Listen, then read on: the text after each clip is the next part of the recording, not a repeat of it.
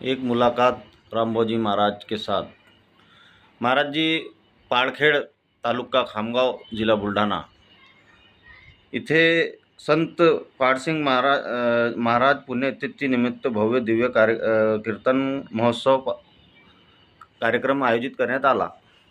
या विषयावर आपण काय बोलणार? रामकृष्ण हरी।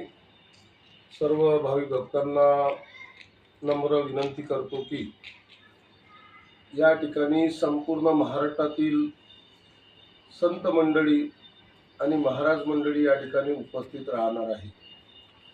संत पाडसिंग महाराज यांना आता 500 वर्ष या ठिकाणी पूर्ण झालेले आहे, म्हणून त्यांचा जयंतीचा उत्सव 500 वर्षापासून या ठिकाणी चालू आहे। आणि यावर्षी संपूर्ण गावकऱ्यांनी त्याचप्रमाणे परिसरातील सर्व ग्रामीण भागातील लोकांनी, विशेषतः त्यांचा जो भक्तगण आहे तो कुठल्याही एका जाती धर्माचा नाही, त्या ठिकाणी 18 पगड जातीचे लोक, सर्व जाती धर्माचे लोक पारखेडमध्ये पाडसिंग बाबाचं दर्शन घेतल्याशिवाय कुठलाही कार्यक्रम किंवा कुठलाही विधी पार पाडत नाही। असं जागृत असणारं ठिकाण म्हणजे पाडसिंग बाबा। पाडसिंग बाबांचे चमत्कार इतक्या भव्य दिव्य प्रमाणामध्ये आहे की अनेक वेळा ते सांगतात। 2-3 वेळा चोऱ्या झाल्या त्या ठिकाणी, आणि चोरी झाल्यानंतर त्या चोरांनी ते सामान, त्या ठिकाणचं साहित्य चोरून नेलं। नंतर त्याच्या घरामध्ये काहीतरी घटना घडली, म्हणजे ते न सांगणारी। त्यांनी बरोबर 3ऱ्या दिवशी ते पाडसिंग महाराजांच्या तिथं नेलेलं, चोरून नेलेलं साहित्य पुन्हा मंदिरामध्ये आणून दिलं। म्हणजे पाडसिंग बाबांची असणारी हे जे शक्ती आहे ते एवढी शक्ती आहे की त्या शक्तीचं अवलोकन त्या लोकांनाच माहित आहे। बरोबर। आणि ते लोक त्याचा अंगीकार करत असताना त्या सर्व गोष्टी आपल्याला सांगतात, त्या अगदी अंगावर शारे उभे राहतात। आणि पाडसिंग बाबांचं ते आहे, म्हणून त्यांच्या ऋणातून उतराई होण्यासाठी गावकऱ्यांनी, परिसरातल्या लोकांनी आपण काहीतरी केलं पाहिजे। 500 वर्ष पूर्ण झाल्यानंतर काय करायचं, तर महाराष्ट्रातील अखंडपणे संपूर्ण नामवंत कीर्तनकार त्या ठिकाणी आयोजित केलेले आहेत। म्हणून 16 तारीखला हरिभक्तपरायण पुरुषोत्तम महाराज बुलढाणेकर यांचं जाहीर कीर्तन आहे। 17 तारीखला, येणाऱ्या 17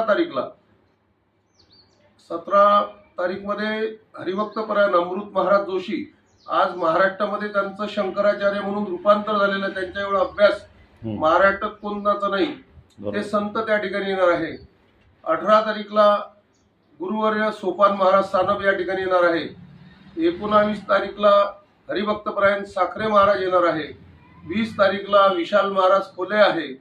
21 तारीखला बाळू महाराज, गुरुवर्य हरिभक्तपरायण बाळू महाराज गिरगावकर येणार आहे।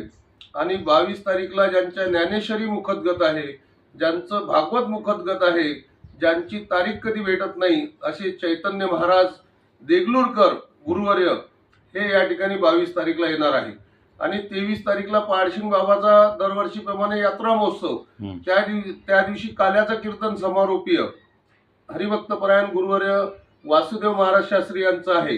त्याचप्रमाणे भागवताच्या कार्यक्रमाचं आयोजन आहे। म्हणून हे गाव या ठिकाणी अखंडपणे घरोघरी दिवे लावणे, घरोघरी अखंडपणे घरावर लाइटिंग करणे, ज्या पद्धतीनं आपल्या मुलीचं लग्न असते अशा पद्धतीनं ते संपूर्ण पारखेड या ठिकाणी सजवल्या गेलेलं आहे। आणि हे जे कीर्तनकार मंडळी आहेत यांच्या तारखा 2-2 वर्षापासून आपण घेतलेल्या आहेत। आणि म्हणून हे कीर्तनकार तुम्हाला आम्हाला कधी भेटत नाही, यांचे दर्शन आळंदी, पंढरपूर सारख्या गावाला गेल्यानंतर होत नाही। ते आज तुमच्या गावामध्ये येत आहे, म्हणून त्यांचं स्वागत या ठिकाणी। पाडसिंग बाबाला तर तुम्ही आम्ही पाहिलं नाही, पण हे संत पाडसिंग बाबाच्या रूपानं तुमच्या गावात अवतीर्ण होत आहे। यांचा चांगल्या पद्धतीनं उत्सव साजरा करा हीच विनंती करतो। आणि अखंडपणे या संधीचं सोनं करण्यासाठी सर्व भाविक भक्तांनी त्याचा लाभ घ्यावा ही विनंती गावकऱ्याच्या वतीनं, समितीच्या वतीनं आणि वारकरी संप्रदायाच्या वतीनं, आणि मी आयोजक त्या ठिकाणी असल्यामुळे माझ्या वतीनं सर्वांनी उपस्थित राहावं ही विनंती करतो आणि पाळशिंग बाबांचा आशीर्वाद घ्यावा ही नम्र सूचना या ठिकाणी करतो. कुंडलिका वरद विठ्ठल, श्री ज्ञानदेव तुकाराम आदि शक्ती मुक्ताबाई की, गजानन महाराज की जय, पाळशिंग बाबा की जय.